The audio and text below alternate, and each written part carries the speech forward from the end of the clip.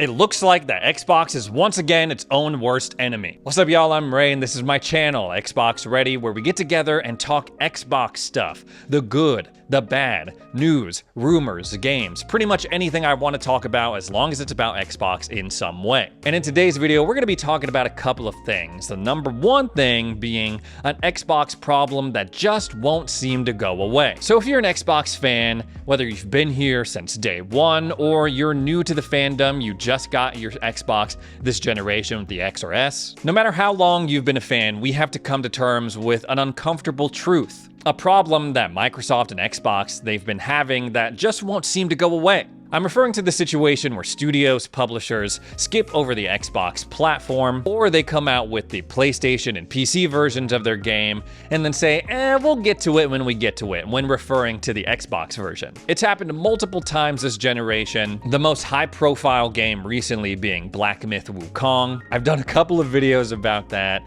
because at first Game Science was like, oh, it's because of technical issues, we're having trouble optimizing our game for the Xbox platform. And then the whole thing, of course, took a twist when it was revealed that Sony struck a deal with Game Science to have some sort of timed exclusivity thing. I saw some people comment on those videos being like, Ray, you should have just listened to Xbox. You should have just trusted Xbox instead of running with this other BS. And to be honest, y'all, I, at a certain point, don't give a damn what Xbox has to say because Black Myth Wukong is still not on Xbox. People can say whatever they want, but it's not going to fix the situation. This particular situation was out of Xbox's hands, but this is an issue that keeps popping up for Xbox. And in fact, just this past week, two separate developers came out blaming either the Series S or Microsoft's approval process when trying to make an Xbox version of their game. The developer behind Dune Awakening came out and was like, yeah, the Series S has been pretty challenging for us. That's why we are coming out with the PC version first, so we can have more time to optimize our game for the Series S specifically. It's not catastrophic because they're saying, yeah, we're able to get the game running. It shouldn't be a problem. There will be an Xbox version on both the Series X and S. This guy, Scott Jr., joins a long list of studios and people who have come out and said, yeah, the Series S can be a bit of a hurdle when it comes to developing games for Xbox. And listen, I love my Series S and I will die on the hill that it has a place in terms of this current gaming market. But I would be a fool to not acknowledge all these other people who are coming out who actually work on games, who are like, man, developing for the Series S sucks. I wish I didn't have to do it. Not saying that everyone thinks like that, and I'm not saying there aren't benefits to optimizing games to perform on low-spec hardware. I am merely pointing out a trend. This video is brought to you by Perplexity. Life can get pretty crazy, and that's why millions of people trust Uber One to streamline their transportation and food delivery. And now anyone that has Uber One has access to another perk that'll make gathering information and doing research way easier. Through the end of October 31st, if you have Uber One, you also can get a free year of Perplexity Pro, which is about $200.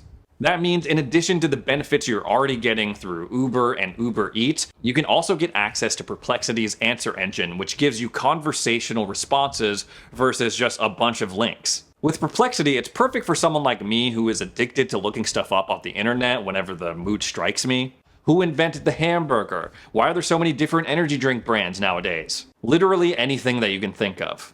And you also have the option to choose from different advanced AI models. The other day I was super frustrated because I was trying to record clips to an external drive that's connected to my Xbox Series X. And usually when you do that, when you go back to the capture and record tab, it'll tell you, oh, you've been recording for 10 minutes out of the hour that you can record for. But it wasn't working, it wasn't recording, and I couldn't figure out why. So I used Perplexity to say, hey, why aren't my clips recording to my Xbox's external drive? The one suggestion that popped up that I hadn't tried was making sure that there was enough storage on my internal drive as well as my external drive. As soon as I fixed that, it started recording clips again. And even if that didn't work, all of the suggestions that Perplexity threw my way, you can also go down and say, oh, like, could an update be the reason why my Xbox clips aren't recording to my external drive? You click on that, it gives you more suggestions, more information, and if that's not enough, it gives you all sorts of other queries that could help out on whatever problem that you're having. So if you want to check out Perplexity Pro for yourself, remember, Uber One members get a free year of Perplexity Pro, which is a $200 value. All you need to do is click this link or scan this QR code. Thanks again to Perplexity for sponsoring this video. But even when developers come out and try to say that development on the Series S is going well and that it's progressing along nicely, that could sometimes be taken out of context too. Series S haters were having a field day when the developers behind Stalker 2, Heart of Chernobyl, the lead producer behind Stalker 2, recently did an interview where he was like, yeah, not only is there no performance mode on the Series S, but it's running at around 25 frames per second, which is obviously cheeks. That's not something that you want to hear, especially if you're a Series S owner and you've been looking forward to this game. He then had to go on Twitter and clarify, sorry guys, I had a brain fart. What I meant to say was that the game was running around 35 FPS, not 25. The optimization for the S is going really, really well, and there's going to be a performance mode on the Series X. This interview also contains statements from the PR lead on Stalker 2, and some of his responses are going to be very different, very conflicting with some other things that we're going to discuss later in this video. The PR lead said that the Game Pass partnership in Microsoft, they're not pushing them in any way in terms of a release date or anything like that. Actually, Microsoft, they are super supportive of us. We didn't exactly ask someone from Microsoft to be our friends, but Sarah Bond is obviously a friend of the game.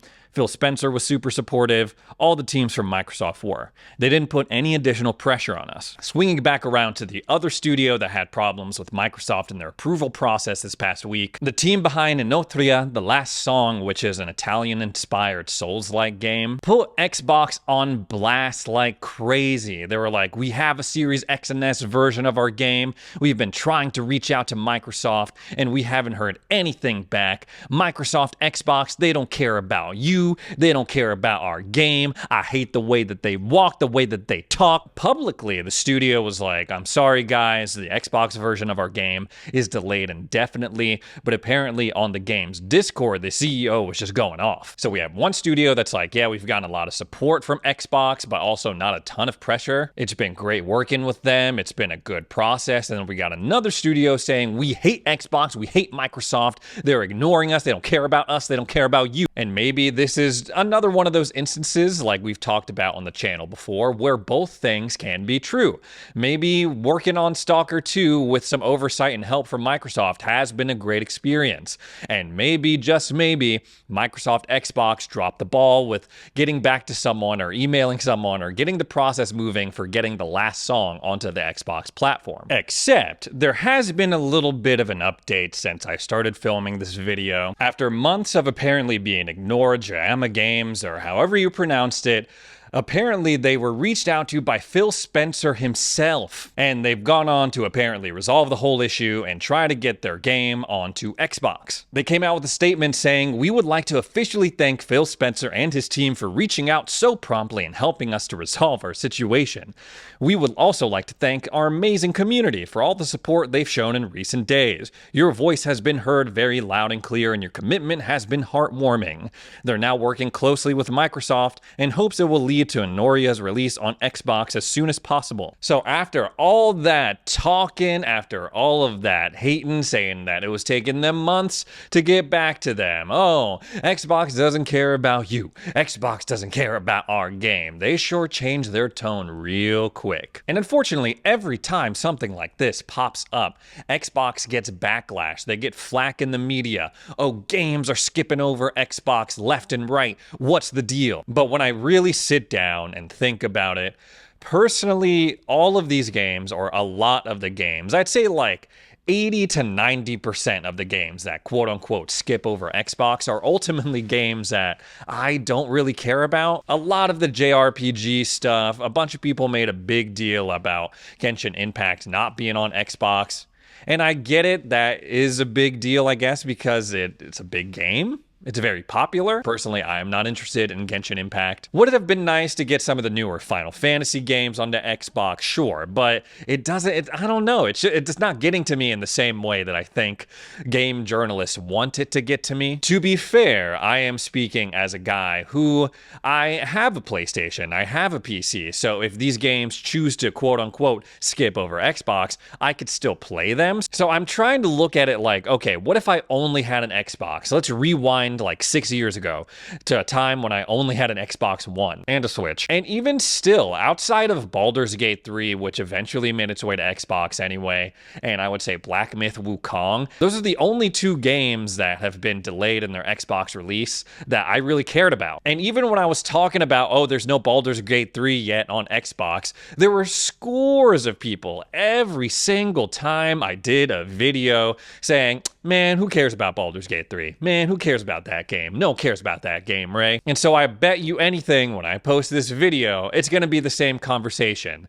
This game, Anoria, The Last Song, it looks interesting, it looks cool, but at the end of the day, it is a AA Souls-like game, and there are so many games like that you can play on Xbox. So yes, I'm glad that Microsoft, Phil Spencer, Jemima Games, and Jemima Games, whatever they're called, they were able to come to a solution for Xbox fans that want to play the game, but I feel like the majority of the player base would have been just fine. Dune Awakening, though, if they have to delay the Xbox version because of the Series S, that might turn out to be a different story. I don't see a lot of chatter about this game online, so maybe not a lot of people are hyped for it, but I feel like that game has potential. Like, it checks all of the Dune experience boxes, you know, flying an ornithopter, surviving in the desert, building your base. It could be fun. I'm seeing the potential. So just because people might be saying, oh, this game is skipping over Xbox, or the Xbox version is delayed because this, and this, take that as an opportunity instead of being like, man, what's up with that? What's going on? This is a big problem. Take that as an opportunity